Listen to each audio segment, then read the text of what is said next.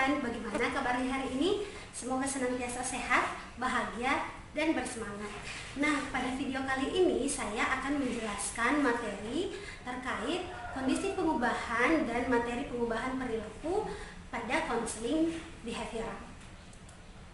Nah, di indikator pertemuan ini terdiri dari 3. Yang pertama adalah mahasiswa mampu mendeskripsikan secara jelas tujuan, sikap, peran, dan tugas konselor dan konseli pada pendekatan konseling behavioral. Kedua adalah mahasiswa mampu mendeskripsikan secara jelas tahapan-tahapan dalam proses konseling behavioral. Dan yang ketiga adalah mampu mendeskripsikan secara jelas teknik-teknik dalam konseling behavioral. Nah, bagaimanakah kondisi pengubahan perilaku di dalam konseling behavioral? Nah, yang perlu kamu ketahui bahwa tujuan umum dari konseling behavioral adalah pertama, meningkatkan pilihan pribadi. Kedua adalah menciptakan kondisi-kondisi yang baru bagi proses belajar. Mengapa menciptakan kondisi-kondisi baru bagi proses belajar diperlukan? Karena dasar alasannya bahwa segenap tingkah laku itu merupakan hasil dari proses belajar, baik itu tingkah laku maladaptif maupun tingkah laku yang adaptif. Contohnya, perilaku disiplin, perilaku rajin belajar, perilaku mampu berbicara di depan umum itu merupakan hasil dari proses belajar. Begitupun dengan perilaku membolos, perilaku beragresi, perilaku membuli, semua itu adalah perilaku-perilaku yang juga hasil dari proses belajar. Nah, oleh karena itu, tujuan khusus dari konseling behavioral terdiri dari yang pertama, menghapus perilaku yang tidak adaptif. Kedua, memberikan pengalaman-pengalaman belajar terkait respon-respon yang layak tapi belum dipelajari. Oke, jadi berdasarkan tujuan-tujuan umum dari konseling behavioral, maka secara khusus tujuan konseling behavioral sendiri yaitu mengembalikan individu ke dalam masyarakat, kemudian membantu menolong individu atau self-help, kemudian meningkatkan keterampilan sosialnya, memperbaiki tingkah laku yang menyimpang atau maladaptif, serta mengembangkan suatu sistem pengaturan diri atau disebut sebagai self-management. Jadi berdasarkan tujuan khusus tersebut, maka tujuan khusus konseling behavioral sendiri dikelompokkan menjadi 3. Yang pertama adalah memperbaiki tingkah laku malasuai, yang kedua belajar tentang proses bagaimana membuat keputusan, serta bagaimana mencegah timbulnya suatu masalah. Oke, nah bagaimanakah sikap, tugas, dan peran konselor di dalam konseling behavioral? Nah, yang kamu harus tahu bahwa konseling behavioral merupakan konseling directive counseling, yaitu bahwa di dalam proses konseling, konselor banyak memberikan arahan atau petunjuk. Berbeda dengan proses konseling PCT atau person centered therapy yang bersifat non-directive counseling, yang artinya bahwa di dalam proses konseling, konselor tidak memberikan arahan atau memberikan petunjuk, tetapi konselor sendirilah yang menentukan tujuan dalam hal ini, apa yang akan dia lakukan dan apa yang akan dia pelajari terkait dalam penyelesaian masalahnya. Nah, oleh karena itu, secara khas, seorang konselor behavioral dia bersikap dan berperan sebagai guru, pengarah, dan ahli dalam mendiagnosa tingkah laku yang tidak tepat dan menentukan prosedur-prosedur yang diharapkan.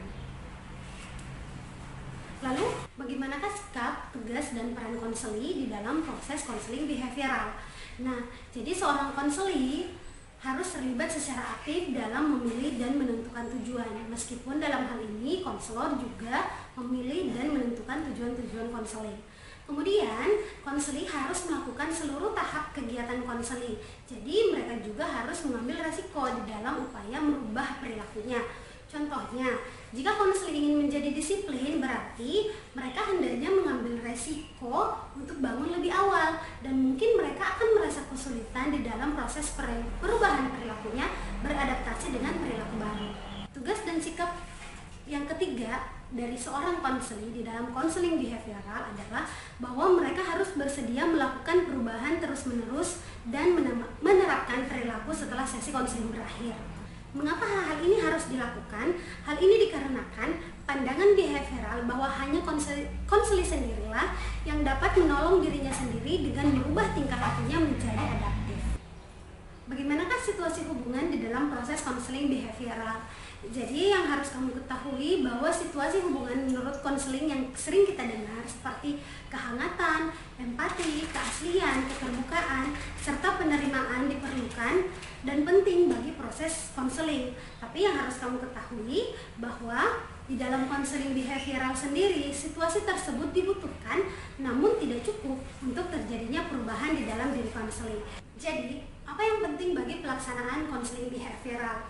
Jadi, yang harus kamu ketahui bahwa kemajuan konseling dalam hal ini adalah perubahan tingkah lakunya dikarenakan oleh teknik khusus untuk perilaku tersebut. Jadi, bukan hubungan antara konselor dan konseling. Lalu bagaimana tahap-tahap konseling di dalam konseling behavioral? Jadi secara umum ada 4 tahap. Yang pertama adalah melakukan assessment, kemudian menetapkan tujuan atau goal setting antara konselor dan konseli. Kemudian yang ketiga adalah mengimplementasi teknik atau teknik implementation. Yang keempat adalah evaluasi dan terminasi atau tahap pengakhiran. Nah, di sini saya akan menjelaskan bagaimana proses assessment di dalam konseling behavioral sendiri. Jadi, jika kamu membaca modul, maka kamu akan membaca di sana bahwa metode assessment di dalam konseling behavioral menggunakan analisis fungsional atau functional analysis yang terdiri dari A sendiri adalah antecedent, bahwa kita konselor melihat bagaimana situasi dan kondisi serta tempat di mana perilaku itu sering terjadi. Nah, kemudian yang B atau behavior sendiri, konselor melihat atau mengidentifikasi bagaimana frekuensi dari perilaku itu, intensitasnya, dan berapa lama durasinya. Jadi, seorang konselor hendaknya melihat jika perilaku itu, contoh perilaku agresi di sini, kita melihat bagaimana frekuensinya, seberapa sering perilaku agresi itu terjadi, seberapa lama perilaku agresi itu dilakukan oleh konselor kita.